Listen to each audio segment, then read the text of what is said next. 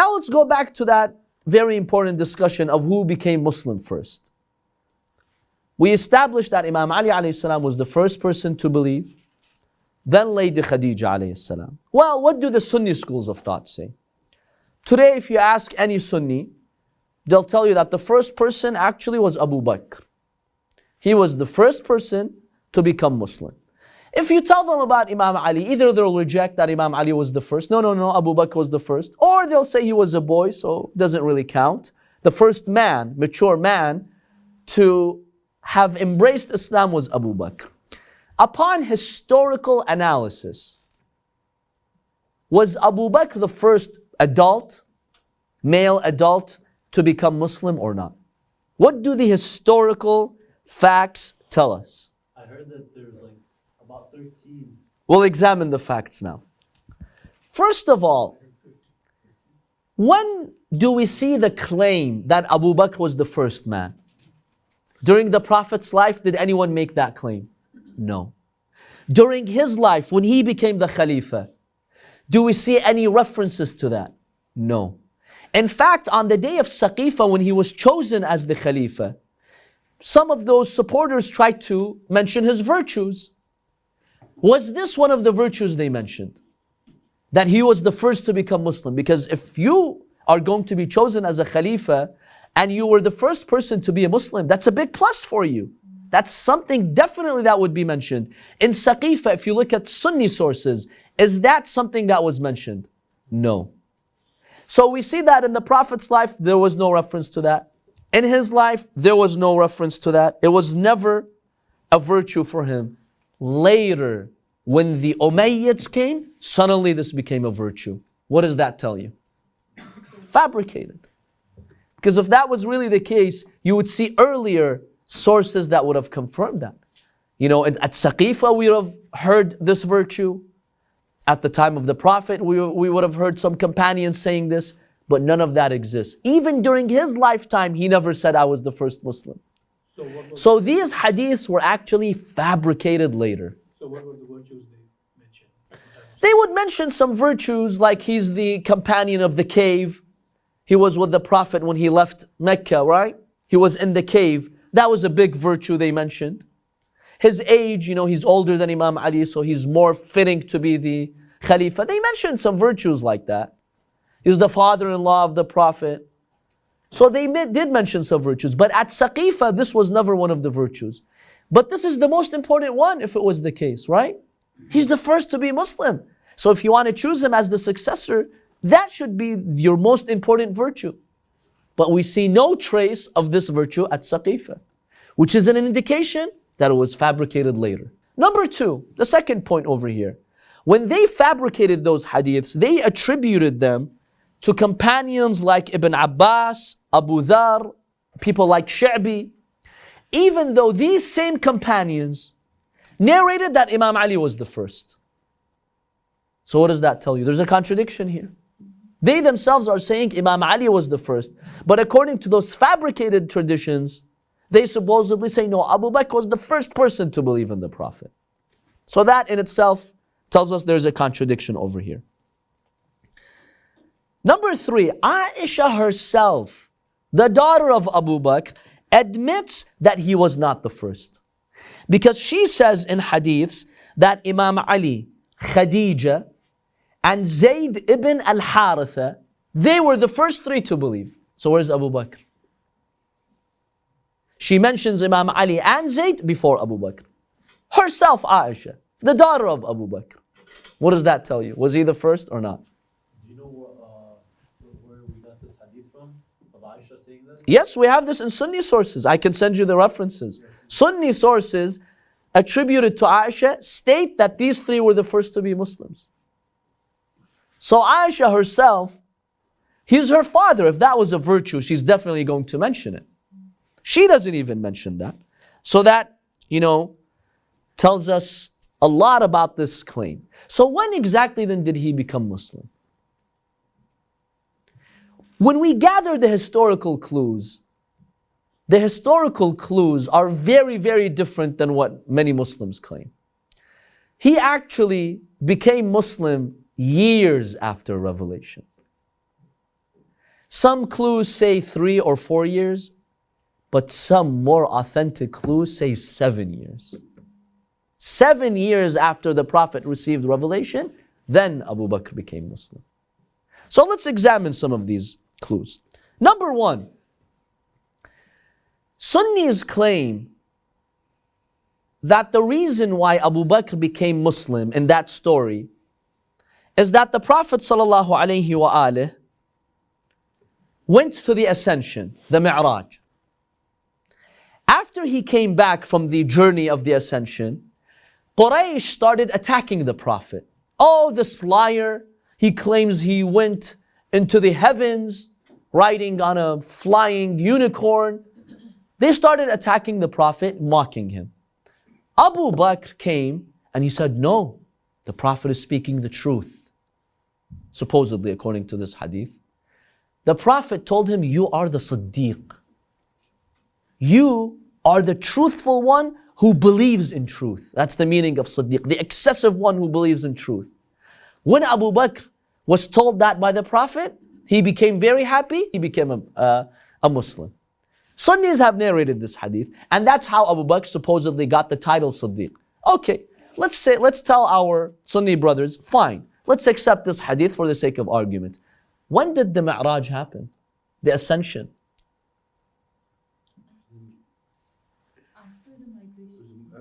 No, it was before, it was in Mecca. 7 to 8 years. The earliest sources say 3 to 4 years after revelation. Many say 5 or 6 or 7 years. So it was definitely not before 3 years. And if they're claiming that he became Muslim after Mi'raj, that means what? It was at least 3 years later, 3 to 7 years later. So this in itself is proof, an argument that we can use to say he was not the first. And there were many Muslims in those early 3 years who actually became Muslim. Many people. Is it possible, like, the Sunni scholars don't go into depth with every hadith? Is it possible, like, nobody thought of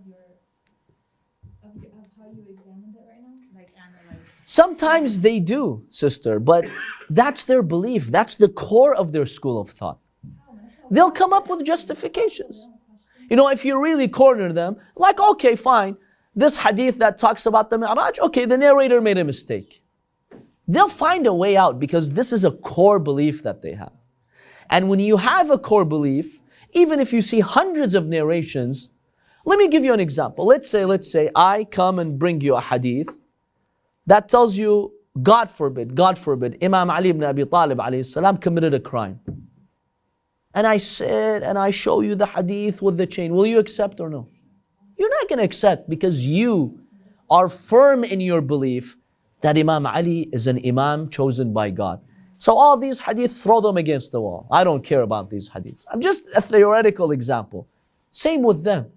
The truth is there, but because they have a core belief that khalas, he's just the first, no argument, they won't accept any argument. They'll find a way to, respond to your argument.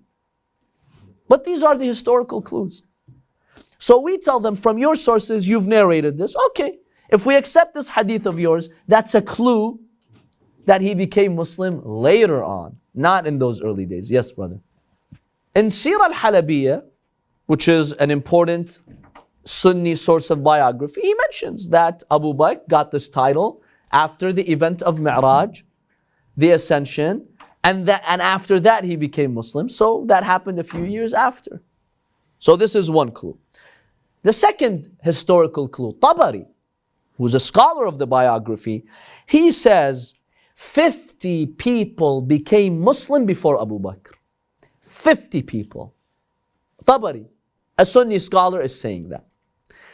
And how long did it take, by the way, for 50 Muslims to become Muslim? At least 3 years.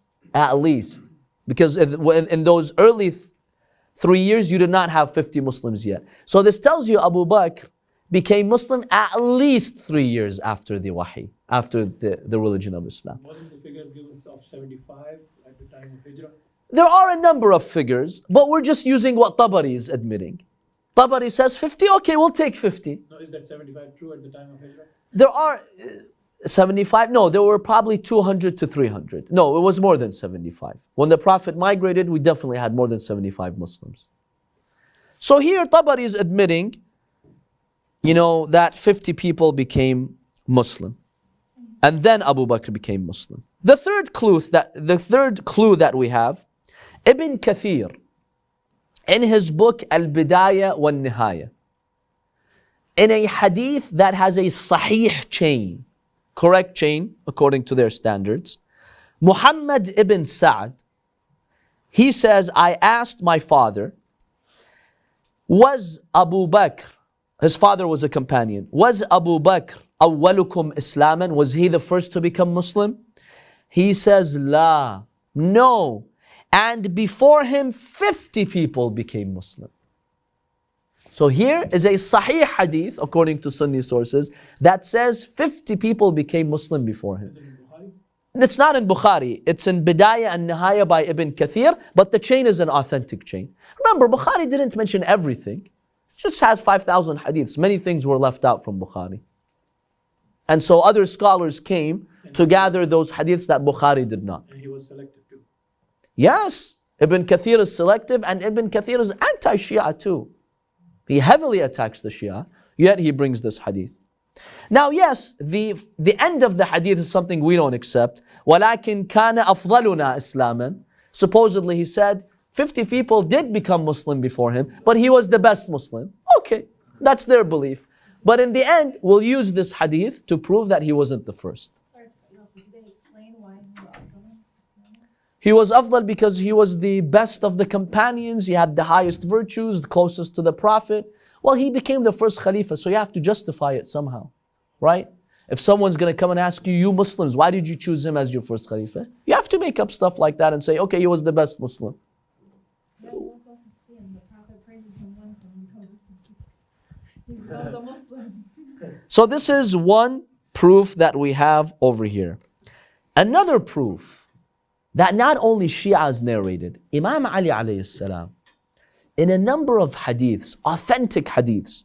For example, Ibn Jarir, in his book Tarikh, in the second volume, page 60, he mentions this. Ali ibn Abi Talib alayhi salam, he says, آمنت قبل الناس بسبع سنين. In correct hadiths that Sunnis can't deny. He says, Imam Ali, I believed, I became Muslim, before the people did by 7 years. When would Imam Ali say this? Now the Imam's not bringing any names, right? He's hinting. What does Imam Ali mean when he says, I believed before people did by 7 years? The Imam alayhi salam, remember, at that time there was a lot of chaos in Muslim society. Oftentimes he couldn't bring names. Because if he brought names, there'd be civil war. So the Imams, when they would talk about who's the Khalifa, who's the rightful Caliph, who represents the Prophet, Imam Ali alayhi salam would say, I believed before they did by 7 years. What does that say? What does that indicate? What is he hinting? He should be the first. Abu Bakr. No. Of course he should be the first, but what else is he hinting? Later, That they became Muslim 7 years later. And who's they? The caliphs. He's referring to the caliphs. Right? The caliphs. That's what he's referring to. Even though he's not specifically mentioning, but the context of the speech and these hadiths indicates that he's talking about those companions. Yes, brother. which sermon is this mentioned? We have many hadiths. I can send you the reference. But the point is, the Sunnis have also mentioned it, and I gave you the reference for the Sunnis. We have in our hadiths many times in which he said that.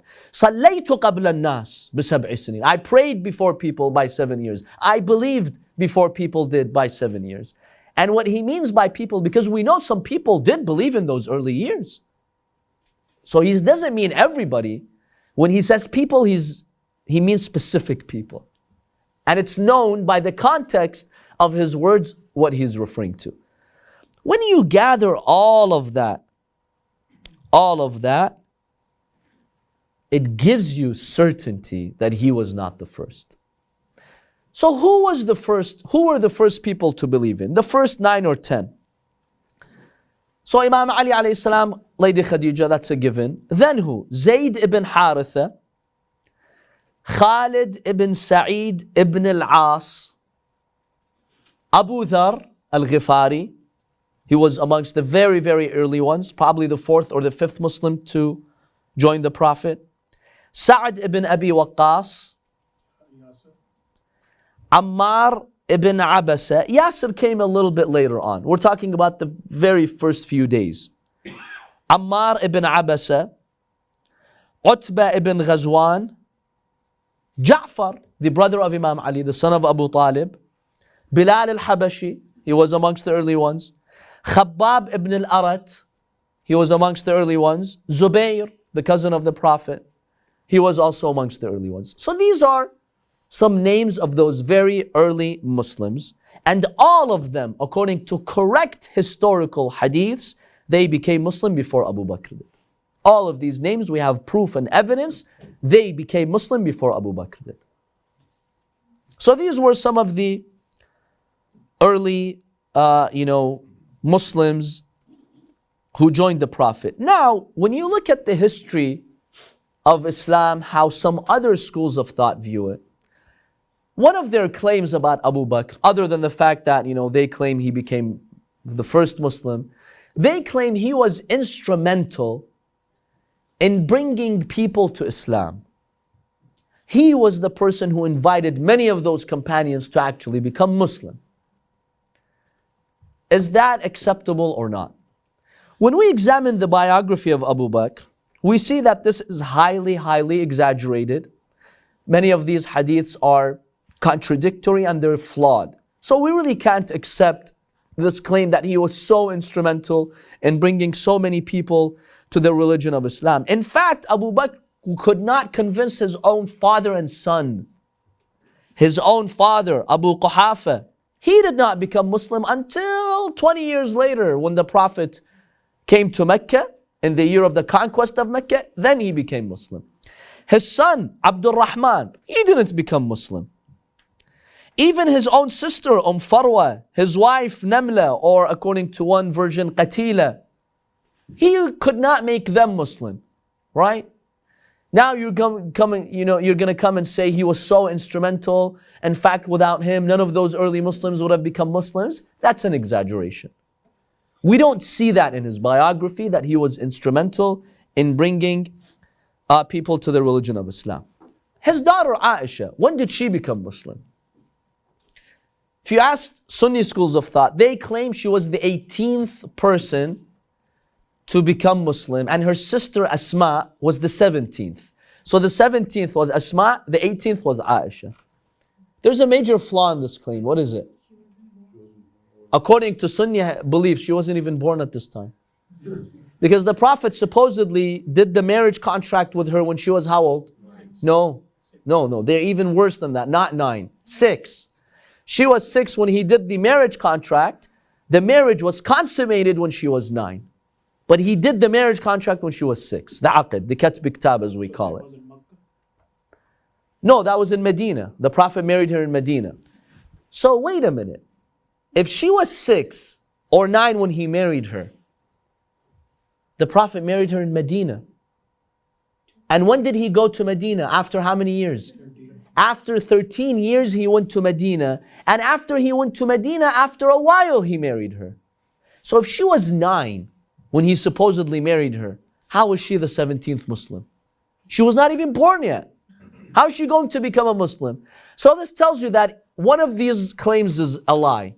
Either she's not the 17th Muslim, or she was not 9 when he married her. So, schools of thought, you need to figure that out. Which of these is correct? Or they could be both incorrect. Another claim is that Aisha was the third wife after Khadija. She was one of the early wives. I don't know exactly which wife they consider her to be, but she was one of those early wives, according to what they say. As for her sister Asma, she was 4 years old when the Prophet was sent as a messenger. When he received revelation, she was only 4. So come on, that's very unlikely that she was the 17th Muslim when she was 4, when he started receiving revelation. So it tells you that there was a political agenda to make it seem that Abu Bakr and his 2 daughters and his family were amongst the very, very first to become Muslim. And that's not really the case. And let me tell you even more about that. There's a verse in the Holy Quran, in Surah Al-Ahqaf, verse 15. In this verse, Allah subhanahu wa ta'ala talks about, the human being. When he reaches the age of 40, he says, رَبِّ أَوْزِعْنِي أَنْ أَشْكُرَ نِعْمَتَكَ الَّتِي أَنْعَمْتَ عَلَيَّ وَعَلَى وَالِدَيْ.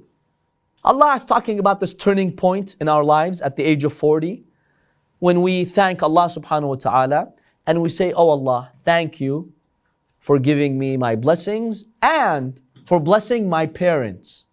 For blessing me and blessing my parents.